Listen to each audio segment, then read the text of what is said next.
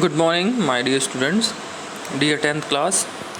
So, this is the chapter number 4, and we have three topics mainly in this topic: German unification, Italy unification, and the strange case of Britain.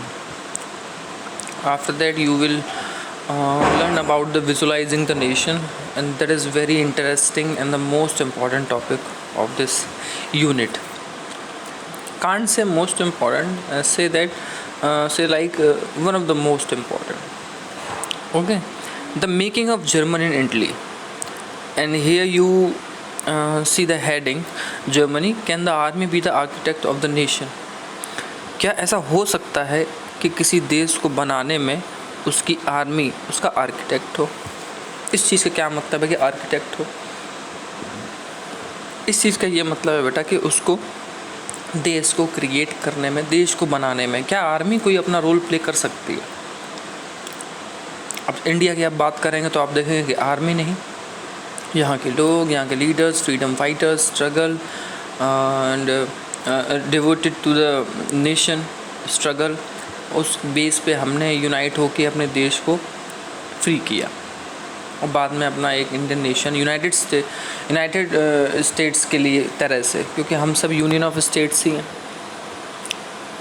ठीक है, start करते हैं।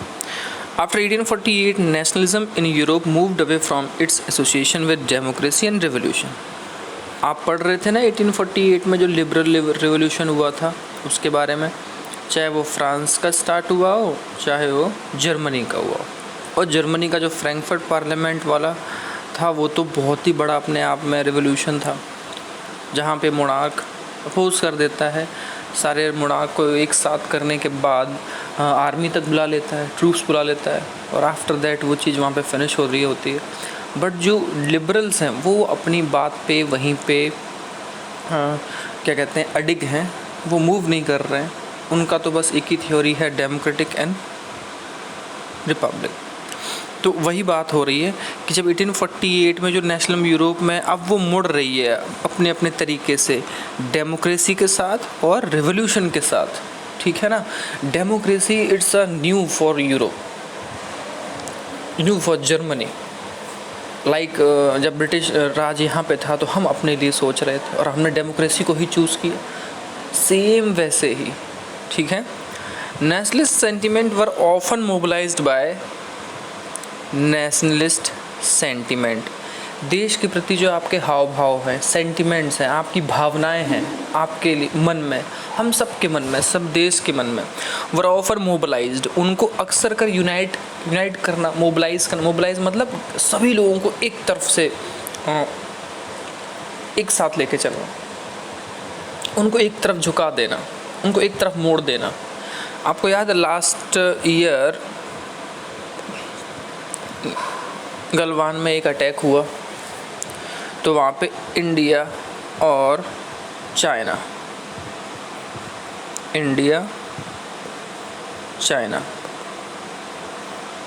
एक दूसरे के force एक दूसरे के सामने थी। हमारे लिए अपोज ये है और उनके लिए अपोजिट हम। तो क्या आपने ध्यान दिया था कि उस टाइम जो एंटी चाइना सेंटिमेंट थे, भावनाएं, वो कितना ज़्यादा बढ़ गई थी? लोग टीवी फोड़ रहे थे, एंटी चाइना के लिए जो उनका बिहेव था वो से लाइक दैट चाइनीज़ प्रोडक्ट्स को बैन करो, इनको ख़रीदो मत, इनका पैसा वहाँ जा रहा है, इससे वो अटैक कर रहे हैं वगैरह वगैरह, बहुत सारी बातें। ये बेटा एक पहलू आपका राइट हो सकता है, ये आपका एक पहलू राइट हो सकता है चाइना के लिए, लेकिन आपको ये जो यहाँ सेंटेंस है ना स्टूडेंट, ये अपने आप में इतना इम्पॉर्टेंट है। उसका रीज़न क्या है वो सुन लीजिए। इम्पॉर्टेंट इसलिए है कि जब आप बेटा यूनिट नंबर 2 पे आएंगे तो आप सेम ये चीज़ देखेंगे,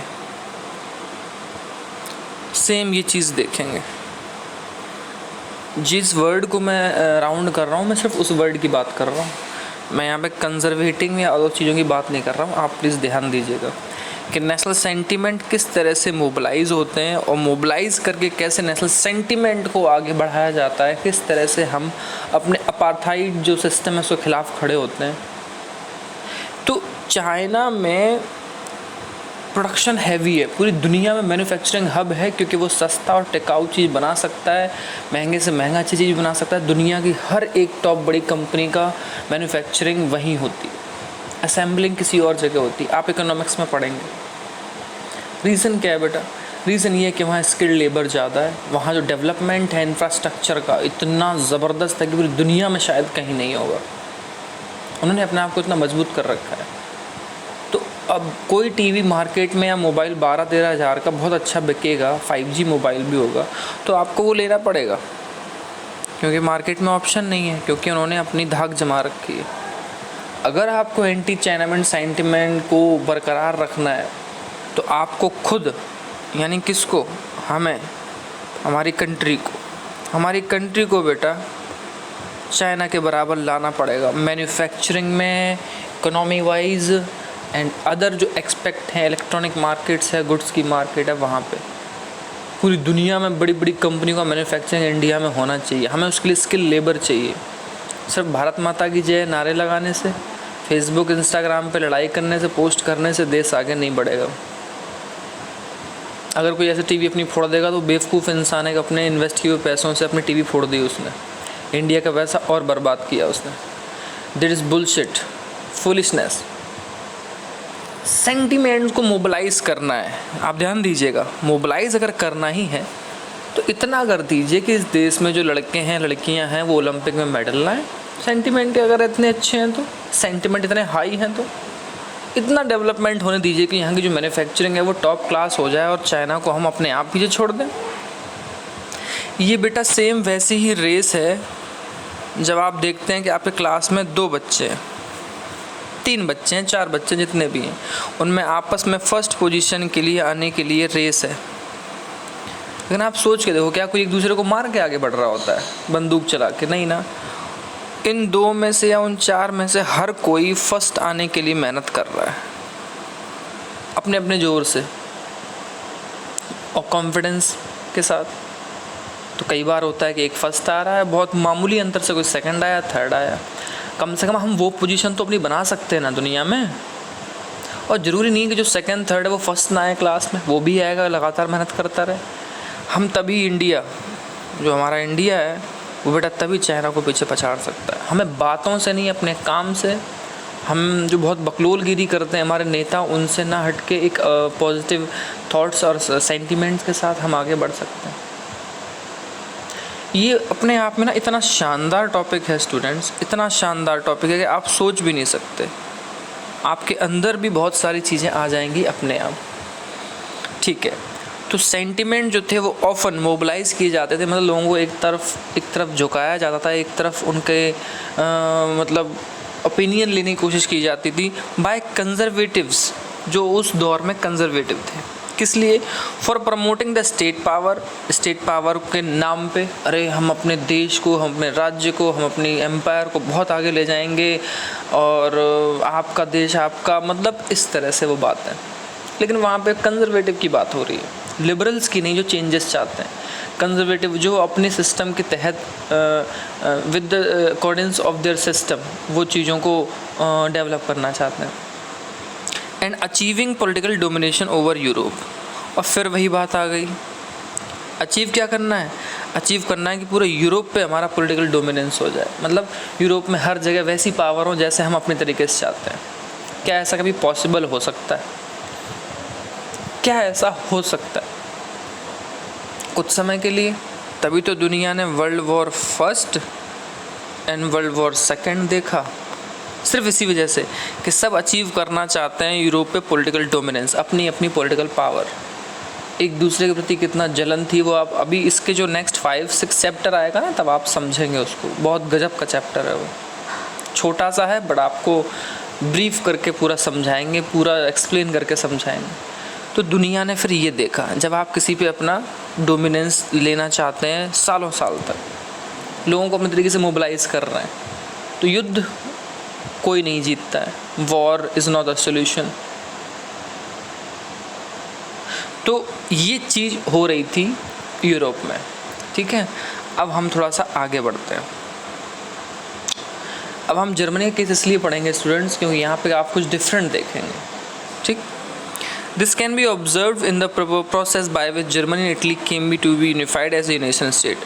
और जो इस चीज़ की आप बात पढ़ेंगे कि लोगों को मोबिलाइज किया जा रहा है नेशनल सेंटिमेंट्स के तहत और अचीव कर रहे हैं अपना पॉलिटिकल डोमिनेंस यूरोप में। लेकिन यूरोप में बात की जाए और यूरोप पर बात की जाए, दोनों में फ़र्क है बेटा। On the Europe, in the Europe. In the मतलब किसी एक नेशन स्टेट की बात हो रही, बट ऑन की पूरे यूरोप की बात हो रही होगी। लाइक नेपोलियन, और नेपोलियन हारा भी था तो ट्रीटी ऑफ वियना हुई, तो एक को बेइज्जती ज़्यादा झेलनी पड़ी फ्रांस को, बाकी सबकी अपनी तरीके से पॉलिटिकल पावर को डिवाइड कर लिया। तो ये खींचतान सालों साल चली थी यूरोप में। लेकिन अब वो दौर बदल गया है। अब 1848 के बाद का टाइम है, लिबरल मूवमेंट हो रहा है। As you have been seen, nationalist feeling were widespread among middle class Germans. But German class में आपने देखा था मिडिल क्लास लोग थे, ठीक है। वही लिबरल मूवमेंट में सबसे ज़्यादा एक्टिव लोग थे, प्रोफेशनल्स थे, who in 1848 tried to unite the different region of the German Confederation into national state। वो 1848 में आपको याद है ना, जर्मन कन्फेडरेशन में 39 स्टेट्स हैं, उनको उन्होंने यूनाइट करना चाहा एक नेशन स्टेट में, govern by an elected parliament. और कैसा सिस्टम चाह रहे थे स्टूडेंट्स वो लोग?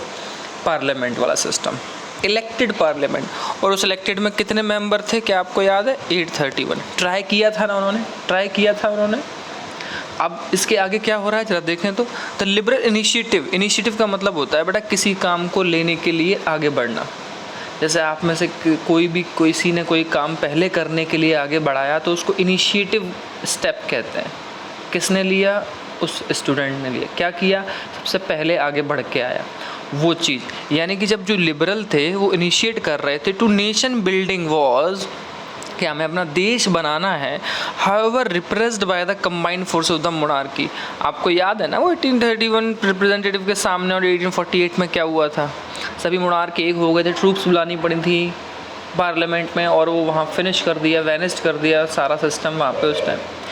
ये उसी की बात हो रही। And the military supported by large land owners called junkers. एक चीज़ आप ध्यान रखें बेटा, जब भी कोई न्यू वर्ड आता है तो वो आप ज़रूर ध्यान में रखें, लाइक जंकर। बेटा जंकर जो होते हैं वो लार्ज लैंड ओनर होते हैं, बड़े बड़े भूस्वामी, बड़े बड़े जमींदार। लेकिन जमींदार और जंकर्स में बेटा फ़र्क है। जमींदार इसलिए बोलना होता है क्योंकि हम आपको अपनी लैंग्वेज में, जो हमारी लैंग्वेज है उसमें आपको वर्ड समझ में प्रॉपरली आ जाए। Junkers like large land owners in the Germany, ठीक है। आगे बढ़ते हैं। ऑफ प्रशिया, प्रशिया एम्पायर है, ये उस टाइम की बात है। सपोर्ट मिल गया मोनार्क को, सभी लोगों का वहाँ पे, ठीक है। आगे बढ़ते हैं, मिलिट्री का सपोर्ट मिला। फ्रॉम देन ऑन, अब उसके बाद क्या होता है आप ज़रा वो देखें।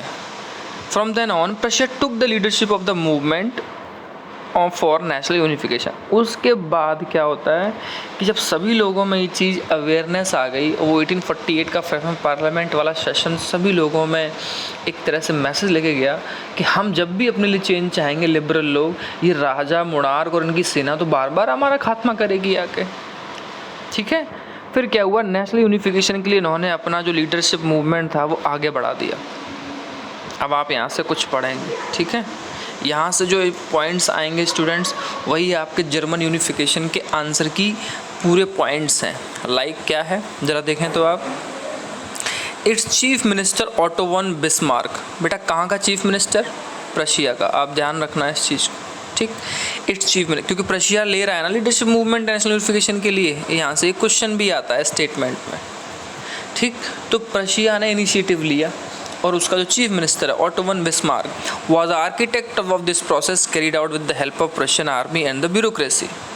ये वो पर्सन है जिसने ब्यूरोक्रेसी, बेटा ब्यूरोक्रेसी में कौन कौन आता है मैं आपको समझा देता हूँ। बेटा ब्यूरोक्रेसी में ऑफिसर्स आते हैं, आप ध्यान रखिएगा। जैसे हमारे इंडिया में IAS IPS होते हैं, RAS होते हैं स्टेट वाइज, ठीक। PCS होते हैं और स्टेट्स में, मतलब मैनी मोर। तो ऑटो वन बिस्मार्क ने इस पूरी प्रोसेस को बेटा बनाया और कैरिड आउट, और सफलता से बहुत अच्छे से हेल्प ली इसने प्रशियन आर्मी की और ब्यूरोक्रेसी की, और इसको मूवमेंट को आगे बढ़ाया। इसको मतलब कंप्लीट किया। कैसे कंप्लीट किया? 3 वॉर्स ओवर 7 ईयर्स। बेटा 7 साल के गैप में 3 वॉर हुए। किस किस के साथ? ऑस्ट्रिया के साथ, डेनमार्क के साथ, फ्रांस के साथ। अब जर्मनी के आसपास जो इस तरह के ये एम्पायर हैं, इनके साथ प्रशिया ने ऑटोमन बिस्मार्क इनिशिएटिव ले रहा है बेटा। 7 साल में उसने फ्रांस से भी अपनी चीज़ों को वापस लिया, डेनमार्क से भी लिया, ऑस्ट्रिया को भी हराया, क्योंकि अब जर्मन नेशनल यूनिफिकेशन की बात हो रही है। एंडेड इन प्रशियन विक्ट्री, और लास्ट में क्या हुआ बेटा, प्रशिया की विक्ट्री हो गई, ठीक। And completed the process of unification, और जर्मनी ने सभी तरह से अलग अलग रीजन्स में ऑस्ट्रिया, डेनमार्क, फ्रांस और खुद अपने जो कन्फेडरेशन 39 स्टेट्स थे एक साथ मिलके लीडरशिप ऑफ ऑटोमन बिस्मार्क इसके साथ लेके पूरा यूनिफिकेशन को कंप्लीट किया और अपने पूरे जो ज्योग्राफिक लैंड है उसको एक कर लिया और मतलब ये प्रोक्लेम किया कि this is the German state.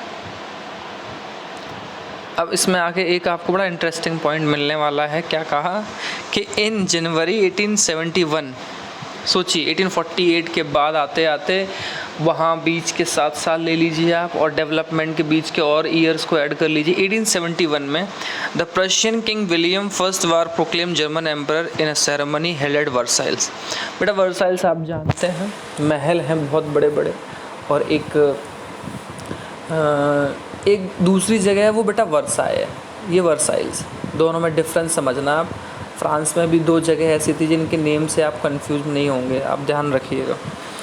तो जो प्रशियन किंग है उस टाइम विलियम फर्स्ट, ठीक, उसको बाद में प्रोक्लेम का मतलब होता है घोषणा की गई कि जर्मनी में ये एम्परर होंगे, और एक सेरेमनी हुई थी वर्साइल्स में। आपने महसूस किया होगा सर आप तो कह रहे थे कि डेमोक्रेसी ले आ रहे हैं, ये एम्परर जर्मन को इन्होंने क्यों प्रोक्लेम किया? बेटा वो इसलिए कि इस बार एम्परर की तरफ से कोई भी हमें ट्रूप्स भेजनी ना पड़े और पार्लियामेंट जैसा हाल ना हो जो 1848 में फ्रैंकफर्ट में हुआ। हम जर्मन यूनिफिकेशन को आगे बढ़ेंगे, प्रोसेस को, इनको राजा बनाएंगे, ये खुशी से उस चीज़ को एक्सेप्ट करेंगे। क्यों? क्योंकि अब हमने 7 साल में लड़ाइयाँ जीती भी हैं और आगे बढ़े हैं, अब शायद हमारे सामने कोई रुकावट नहीं आएगी। There is no barrier between the German unification and the people of liberal movement. ये सोच के ऑटोमन बिस्मार्क अपने आप में बहुत ही क्या कहते हैं दिमाग वाला पर्सन है, इसीलिए उसको architect of the German state बोल रहे हैं। आर्किटेक्ट तो वो होता है जो किसी बिल्डिंग को या किसी उस चीज़ को बनाता है, लेकिन वो देश के लिए आर्किटेक्ट यूज़ करना मतलब उसने देश को यूनिफिकेशन में हेल्प की। तो इन चीज़ों को देखते हुए, इन चीज़ों को समझते हुए उस पर्सन ने एम्परर को घोषित किया कि ये ना हमारे चीफ होंगे। ये एक डायग्राम है बड़ा शानदार सा, आप इसको पढ़ सकते हैं, नीचे लिखा भी हुआ है कि क्या हो रहा है। एक सेरेमनी हो रही है जहाँ ये सारे बड़े प्रोग्राम हो रहे हैं। On the bitterly cold morning of 18 जनवरी 1871, ठंड का सीज़न था, एक असेंबली हुई जिसमें the princess of the German state जो 39 कन्फेडरेशन स्टेट थे उन सभी राजकुमारों को बुलाया, रिप्रेजेंटेटिव जो आर्मी थे उनको भी बुलाया गया, इंपॉर्टेंट प्रशियन मिनिस्टर्स को भी बुलाया गया, including the chief minister Ottoman Bismarck, वो भी थे उसमें। वो सब गैदर्ड होते हैं hall of mirrors in the palace of Versailles. ध्यान रखना आप, ये जगह जो होती हैं ये बड़ी इंपॉर्टेंट होती हैं ऑब्जेक्टिव टाइप क्वेश्चन के लिए, ठीक। ये सभी लोग कहाँ गैदर्ड हुए थे बेटा? हॉल ऑफ मिरर्स एक जगह है in the palace of Versailles, वहाँ पे, और वहाँ इन्होंने घोषणा की, प्रोक्लेम किया कि new German empire headed by Kaiser William first of Prussia. ये जो फ्रेडरिक विल्हेम थे ना इससे पहले 4th किंग, उनकी जगह इनको बोला गया कि जो विलियम फर्स्ट हैं प्रशिया के जो राजा हैं वो हमारे ना चीफ होंगे। चीफ मतलब जर्मन में जो उस टाइम हेड रखा गया, एम्परर की तरह से रखा। और कुछ दिनों के बाद, क्योंकि अब तो पार्लियामेंट और डेमोक्रेटिक रूल के अकॉर्डिंग जर्मन लोग एक साथ आ चुके थे, तो उनको इसलिए रखा गया सम्मान के साथ कि ये हमारे साथ हैं, एम्परर हैं। उनकी भावनाएं ऐसी नहीं है कि वो मोनार्क के साथ, ट्रूप्स के साथ हमारी चीज़ों को अपोज करें। अब शायद वो भी चेंजेस चाहते हैं वहाँ पे लोग, और राजा भी कहीं ना कहीं उस चीज़ के लिए एग्री कर रहा है। तो ऑटोमन बिस्मार्क ने अपनी पूरी तैयारी के साथ इस चीज़ को, स्टेप को फॉरवर्ड किया, ठीक है। फिर यहाँ से एक छोटा सा क्वेश्चन आता है बेटा कि नेशनल बिल्डिंग प्रोसेस में वहाँ और क्या चीज़ें हो रही थी, what was the modern approach behind the German unification. तो एक छोटे छोटे क्वेश्चंस आते हैं वहाँ पे, और उसमें क्या आता है कि जो नेशनल बिल्डिंग प्रोसेस थी जर्मनी में, demonstrated the dominance of Prussian state. उसमें प्रशियन स्टेट का डोमिनेंस ज़्यादा था बेटा, क्योंकि प्रशिया एम्पायर भी बहुत बड़ा था।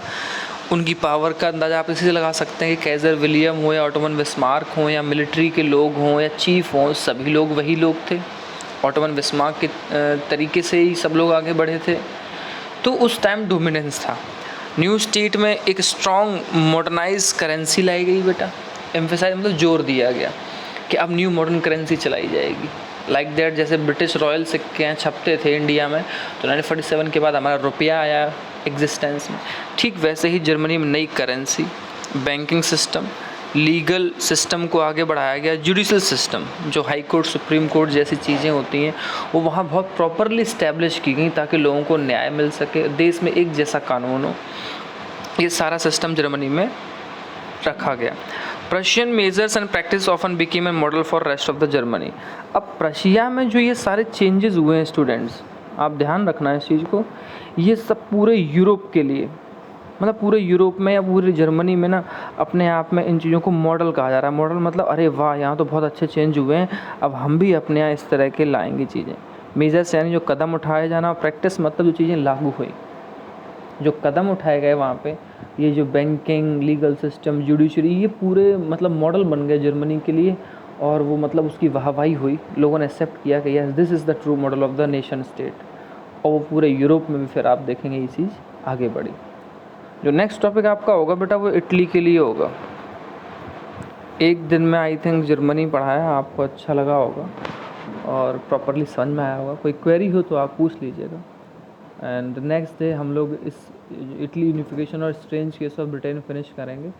एंड आफ्टर दैट हम जाएंगे टेस्ट की तरफ, ट्यूसडे या वेडनेसडे से लगभग, वो हम आपको पहले बता देंगे। Okay class, thank you.